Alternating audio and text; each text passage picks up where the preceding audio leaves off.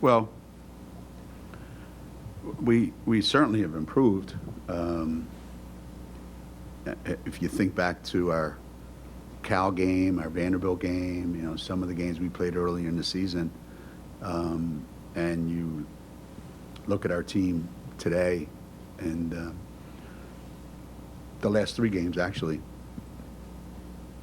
yeah, obviously we're significantly better at our pace of play is better, our movement is better, and it's just it's taken a long time. I got hurt. If you do something once, that's like an accident, right? We talk about if you do it twice, that's like a coincidence, and now 3 times in a row, that might be the starting of a trend. I don't know. So that's 3 straight games where the ball moves, our defense is good, we get out in transition, and we do a lot of good things that obviously almost never happened 3 months ago. And certainly, you hope that happens as a coach, and you hope it happens at the right time. And now we have a week off, and we play on Saturday, and we'll see what happens. Like I told the kids on the team, we have 2 games left or we have 9 games left and everything in between. So that's basically what it comes down to. You could play twice or you could play 9 times or anything else. But we'll see. We'll see. And what I said at South Carolina is exactly right. You go home and you try to get good enough that when the NCAA tournament starts, you're in pretty decent shape. I don't wake up in the morning wondering, I wonder how this helps our seeding. I don't know where. So I like where we are. I like where we are right now. Defensively, another really good performance. Of course, they had more turnovers in the first half to get points. Yeah. Can you just kind of walk us through what the game plan was defensively, what you saw that worked, and how that's fit into the larger picture of the defense doing really good at this point in the season? The last 2 games that we played before tonight, both teams were get it and try to drive it at you. So that presented a different challenge. Today, they're not trying to drive it at you. They're trying to run you off 15 screens and then catch and shoot. And they're probably as disciplined offensively as any team that we play. So what we were trying to do is disrupt their rhythm so that, wherever they want to go to next with the ball, they had a difficult time doing that. And as we scored and you come down and now you have to get a bucket and you don't, then we score again and now you have to get a bucket and you don't. Now maybe you start playing faster than you want to play, and that was kind of the whole point. And we executed it perfectly.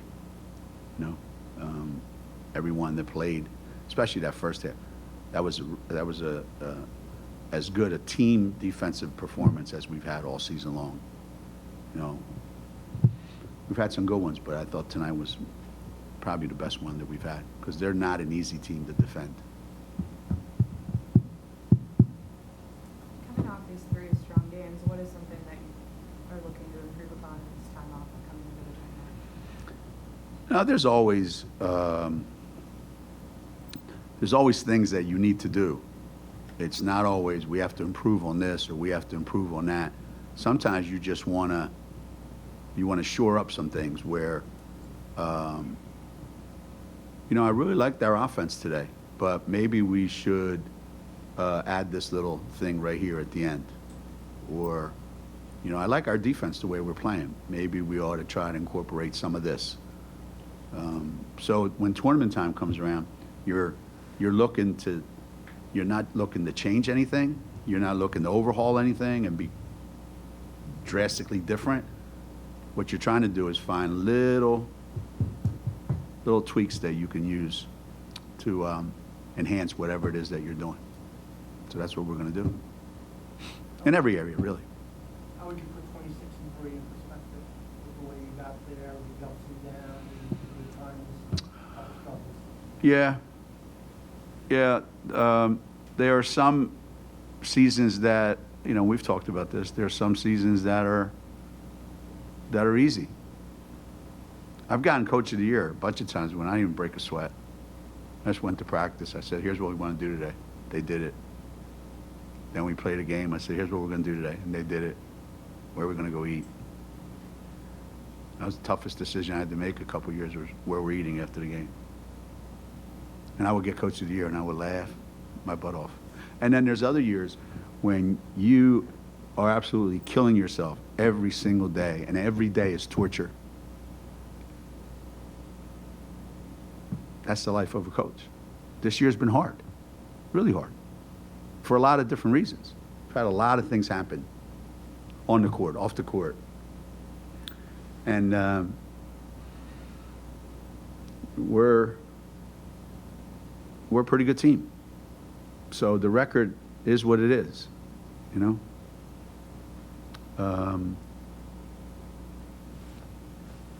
mean, I don't go by, your record will let you know how good you are. Not necessarily. I mean, you can be a pretty good team that's just struggling to win games. We're a pretty good team right now, and we've had a pretty good year. By most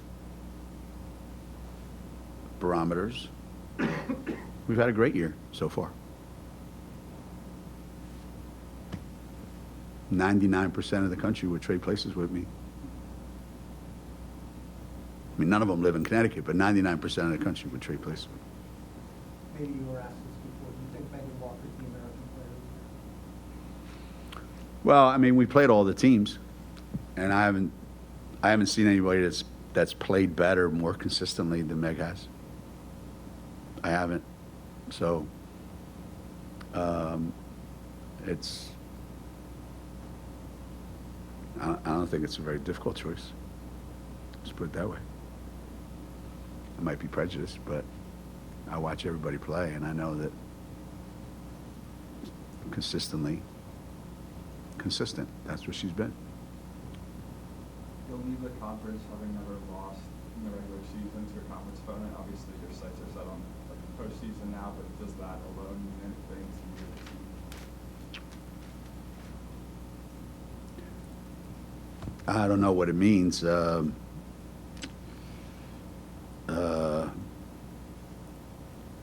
If you're a pessimist, you'll say, well, there really wasn't any competition in your league. If you're an optimist, you say, wow, you guys must have played really, really good all those games. I like to look at it as the goal when we got into the league was to win the league every year. I don't think we set a goal like, let's go undefeated for the entire time we're in this league. That just kind of happened,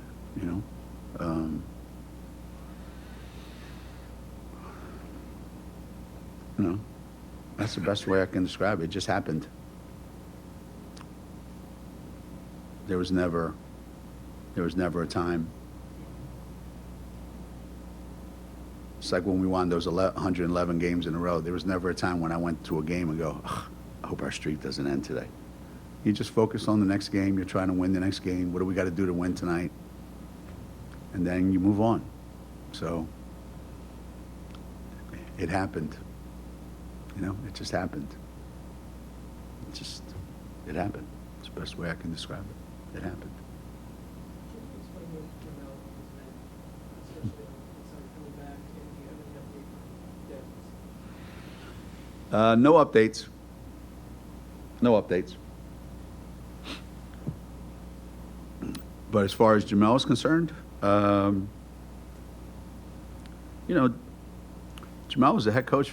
Well, she was here for a long time as an assistant, so she knows the inner workings of our program, and then played here as well as anybody, except for me, CD, and Shay. So she's familiar with everything that we're trying to do, so it doesn't take much.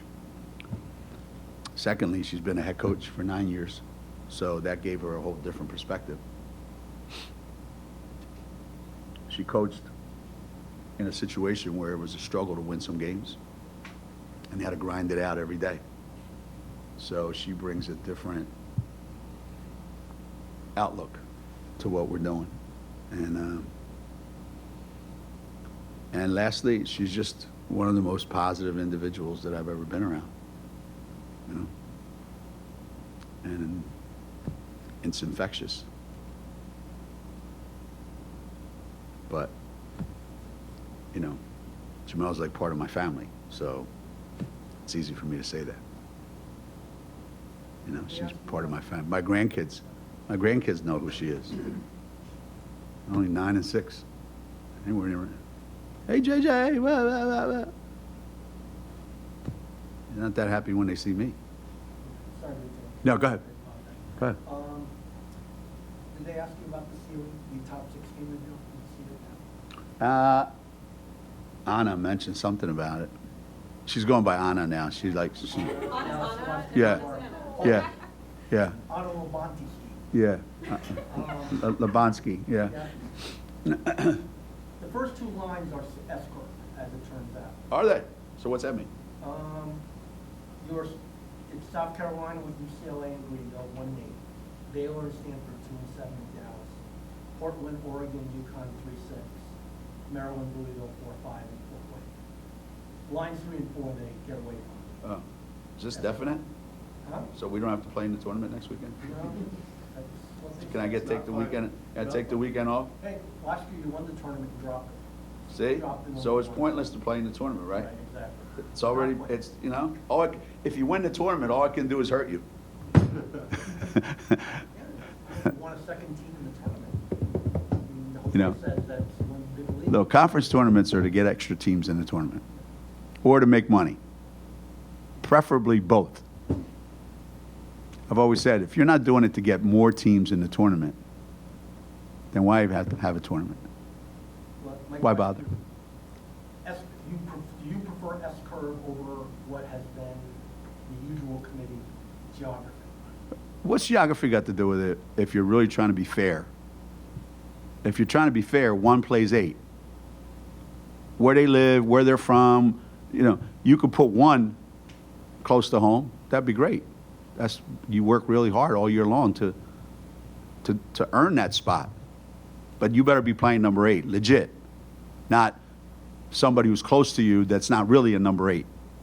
That was what always bothered me. Play the team you're supposed to be playing. 1 plays 8, 2 plays 7. That's fair. Because you worked all year long to put yourself in that spot. If they did it any other way, then it's not a true tournament. And that was the criticism years back. Like, how can that be? Well, they happen to be in the area. We don't want to move them away. Blah, blah, blah, blah, blah. Why? I mean, if it's going to be a real tournament, it's got to be a real tournament. What are you worried about? Would you prefer they do that 4 lines or just the first 2? Or go down Well, to 15? ideally, you like to go all through, 16 teams if you could. If you could. But then it does become at some point regional. And I remember one year, I think it was Holy Cross played down in Louisiana or someplace, and then a team from Louisiana played up here in New England. Like, so how does that make any sense? So yeah, you got to get the first 8 right. If you don't get those right, then the rest of the tournament doesn't matter. So it sounds to me like they're working really hard to get the first 8 right. And that's good. Do you know if there's a rule between, like, could Oregon and UCLA, 1 team in the same conference, could they be the top 2 seeds in the same regional? You used to be able to do that, maybe they've changed it? I haven't heard. 'Cause I remember you were right. I just heard that you can't play it. Well, it depends how many teams you get in the league. I mean, how many teams from your league get in? It used to be you can't play anybody to the regional final. Well, you get 10 teams in the tournament. That's hard to do sometimes, if you're going to be fair. And that used to happen in the Big East. You get 10, 11 teams in the league. How are you going to how are you going to separate them? You get more than 8, you have to. Yeah. So last I heard, there's no, hey, this is when you got to play them. Obviously, you avoid at all costs playing in the first round and the second round. But then beyond that, let the chips fall where they may. That's the way I look at it. And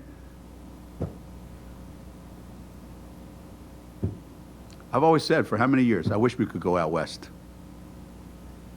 Like, the teams out there are no good. Now all the best teams are out west, and they're going to send us west. Right? Be careful what you wish for. Now all the best teams are out there. Fresno wasn't.